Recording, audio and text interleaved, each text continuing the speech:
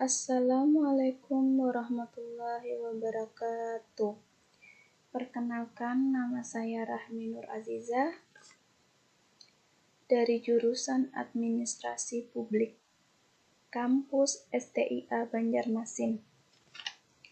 Pada hari ini, saya akan membahas tentang hukum tata negara. Hal-hal yang akan dibahas pada pembahasan kali ini adalah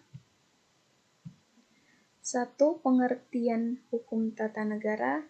2. Sejarah hukum tata negara. 3. Asas-asas hukum tata negara. 4. Ruang lingkup hukum tata negara. 5. Tujuan hukum tata negara. 6. Contoh hukum tata negara. 1. Pengertian hukum tata negara. Dapat didefinisikan bahwa hukum tata negara adalah sebuah aturan yang bersangkutan dengan berbagai tindakan suatu negara. Indonesia bukan satu-satunya negara dengan sistem tersebut. Di antaranya, diistilahkan juga dalam bahasa Inggris, Constitution Law. Sementara itu, di negara Belanda menyebutnya sebagai Statuut. Ketiganya berbeda dari sisi penyebutan saja. Namun, dalam definisinya tetap sama, dengan tujuan hampir sama, meskipun dapat diartikan dalam inti serupa. Namun definisi para ahli ada banyak sekali. Pengertian hukum tata negara menurut para ahli yaitu 1. Colston. Menurut Colston, definisi dari HTN adalah suatu aturan yang mengatur organisasi dalam negara. Ruang lingkupnya berupa seluruh organ negara, hak serta kewajiban, hubungan, serta tugas masing-masing dalam melaksanakan tugas negara. 2. One and Please. Definisinya adalah aturan yang melekat pada alat-alat perlengkapan negeri. Aturan tersebut juga meliputi tugas serta hubungan antara alat perlengkap negara tersebut. Pengertian itu terangkum dalam sebuah buku berjudul Constitutional Law, terbit tahun 1936. 3. Kusmandi Pudjosewojo. Sebagai tokoh dalam negeri, pengertian beliau adalah aturan terhadap tata negara, kerajaan maupun pemerintah. Hukumnya menunjukkan atasan maupun bahkan serta adanya hierarki atau tingkat tertentu. 4. MacIver. MacIver membedakan negara dengan masyarakat. Ia mendefinisikannya sebagai sebuah organisasi. Adapun hukum tata negara yang didefinisikan oleh beliau menyangkut urusan organisasi dalam masyarakat tersebut. 5. Van der Voon. Van der Voon juga mendefinisikannya sebagai aturan-aturan dalam berbagai badan sesuai kepentingannya masing-masing. Aturan tersebut berkait dengan wewenang dan hubungan antar badan dengan individu di dalam suatu negeri. 6. Apeldoorn.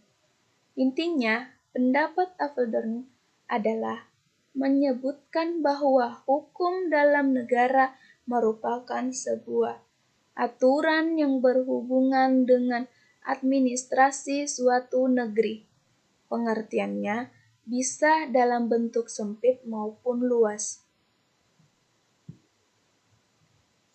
2. Sejarah hukum tata negara.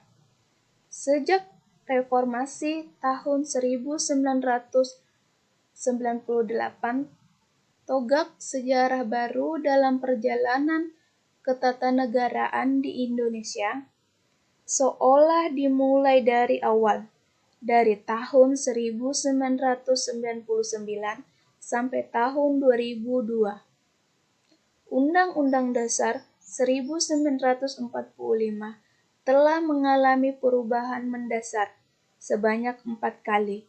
Dalam rangka perubahan pertama sampai perubahan keempat Undang-Undang Dasar 1945, bangsa kita telah mengadopsi prinsip-prinsip baru dalam sistem ketatanegaraan, mulai dari pemisahan kekuasaan dan check and balance sampai dengan menyelesaikan konflik politik melalui jalur hukum. Melalui perubahan Undang-Undang Dasar 1945, MPR telah mendekonstruksi dari menjadi lembaga DPR dan DPD yang hampir mirip dengan model parlemen Bijlmer. Di samping itu, telah lahir lembaga baru yang bernama Mahkamah Konstitusi dan Komisi Yudisial. Di samping itu, telah lahir lembaga-lembaga negara independen yang kewenangannya berdasarkan perintah Undang-Undang Dasar. Undang-undang bahkan dalam kenyataan ada pula lembaga atau organ yang kewenangannya berasal atau bersumber dari keputusan Presiden berkala. 3. Asas-asas hukum tata negara. Sebagai landasan yang mengatur hajat hidup banyak orang dan urusan hukum tata negara didasari oleh beberapa hal, di antaranya 1. Asas Pancasila. Pancasila merupakan sumber hukum tertinggi dalam hal ini, di mana pembentukan Undang-Undang Dasar sendiri harus senada dengan kelima butir Pancasila. Berdasarkan kelima sila, nilai-nilai yang terkandung secara garis besar meliputi asas ketuhanan yang Maha Esa, asas prikemanusiaan, asas kebangsaan, asas kedaulatan rakyat, asas keadilan. Kelimanya harus bermaktub dalam perancangan hukum tata negara di Indonesia. 2. Asas kedaulatan rakyat. Pada asasnya,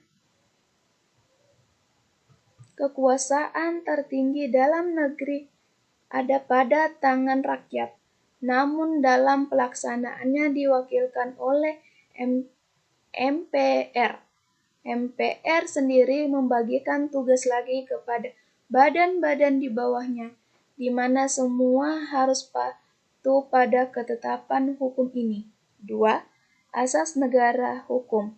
Sebuah negara di mana saja harus berdiri, berlandaskan hukum untuk menciptakan keadilan bagi seluruh rakyat. Segoyangnya, wakil rakyat takut dan menjalankan amanah secara baik demi terlaksananya kesejahteraan seluruh lapisan dan kalangan masyarakat tanah air. 4. Asas pembagian kekuasaan. Pemisahan kekuasaan dimaksudkan supaya kerja para wakil rakyat lebih fokus sehingga tujuan semakin cepat tercapai. Contohnya, di Indonesia ada 3 kekuasaan utama, yakni legislatif, eksekutif, dan yudikatif. Semuanya memiliki tugas serta tanggung jawab sendiri. 5. Asas Negara Kesatuan. Terakhir, asas ini dimanfaatkan untuk mempersatukan banyak orang dalam satu tujuan dengan pedoman Undang-Undang Dasar 1945. Asas terakhir pembentukan hukum ini berperan penting dalam menciptakan persatuan serta kesatuan seluruh rakyat Indonesia. Kelima asas tersebut menjadi dasar dibentuknya hukum tata negara dan menjadi sebab kenapa kebijakan di setiap negeri berbeda. Indonesia memiliki Pancasila sebagai ideologi. Kemudian turun penjabaran peraturan di dalam Kitab Undang-Undang Dasar 1945. 4.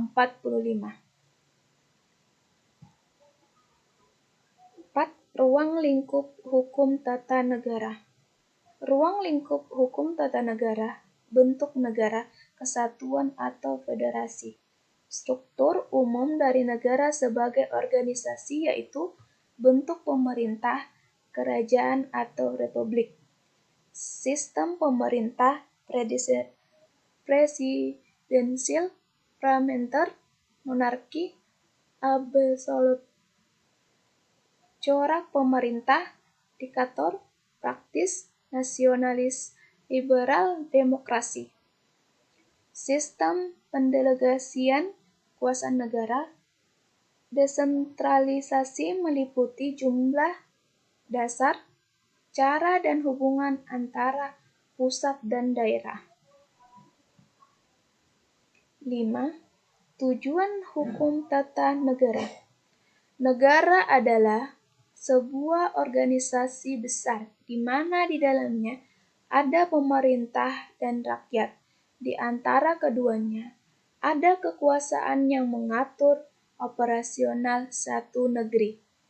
Pembentukan hukum tata negara juga tidak sembarangan, melainkan dilandasi oleh berbagai tujuan hukum tata negara berikut ini. 1. Mengejawantahkan berbagai pengertian dari Undang-Undang Dasar 1945 setelah melalui proses amandemen. 2. Memberikan pemahaman dan kesadaran bagi seluruh masyarakat Indonesia terkait hak serta kewajiban selaku subjek hukum tata negara sesuai dengan Undang-Undang Dasar 1945. 3. Memberikan bantuan pemahaman kepada para pemula dalam meresapi ruang lingkup pengetahuan terkait hukum tata sebuah negara yang tepat. 4. Membuat seluruh masyarakat Indonesia akrab dengan teori dan implementasi hukum tata negara di Indonesia. 5. Mendukung berbagai studi ilmiah yang bisa saja dikembangkan terus-menerus dikaitkan hukum tata negara. Ketika sebuah rancangan aturan terlaksana sempurna, maka senantiasa rapi pelaksanaan administrasi negeri. Jika semua pihak terlibat mampu memegang amanah secara jujur, tindakan KKN tidak akan terjadi dan anggaran akan terrealisasi secara tepat sasaran. Tidak akan ada lagi masyarakat menjerit ketidakadilan ketika serangkaian hukum secara tepat dilaksanakan serta dipahami oleh pihak terkait. Taat terhadap aturan akan membawa kedamaian, bukan hanya di dalam negeri, namun juga ke seluruh penjuru dunia. 6. Contoh hukum tata negara. Pertama, kami ilustrasikan ada seseorang bupati terpilih daerah X yang ternyata